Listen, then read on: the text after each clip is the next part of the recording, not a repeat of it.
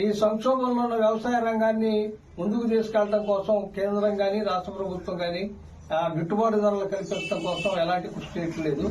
అంతర్జాతీయ వాణిజ్య సంస్థలో భాగస్వామ్యంగా ఉన్న మన ప్రభుత్వం ఆ వాణిజ్య సంస్థకి అనుకూలంగా నిర్ణయాలు తీసుకుని వ్యవసాయ రంగాన్ని సంక్షోభానికి గురి చేసి రైతుల్ని అన్ని పంటలు వేసిన రైతులు కూడా ఇవాళ దివాళా తీసే పరిస్థితి.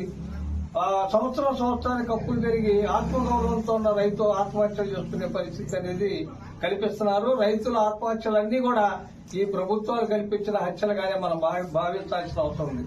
అలాగే ఈ డివిజన్ కమిటీ సమావేశంలో ఒక ప్రధానమైన నిర్ణయం తీసుకోవడం జరిగింది. ఆ నిర్ణయం ఏంటంటే అంబేద్కర్ విగ్రహాన్ని ఇక్కడ ఏర్పాటు చేయాలి, రెంటచింతల మండలంలో మిట్టగుడిపాడులో ఏర్పాటు చేయాలని డివిజన్ కమిటీ నిర్ణయం చేసింది.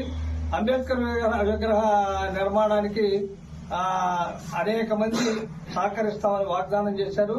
ఆ బాధ్యతని డివిజన్ కమిటీ కార్యదర్శి నాగేష్ బాధ్యతని నిర్వహించడానికి ముందు వచ్చాడు. అలాగే ఆయనకి సహకరించడానికి ఈ యొక్క డివిజన్ కమిటీ సభ్యులు కూడా అంగీకరించారు.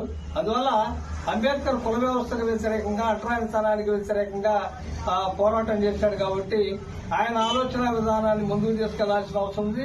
కుల వ్యవస్థకు వ్యతిరేకంగా పోరాటం చేయాల్సిన అవసరం ఉంది.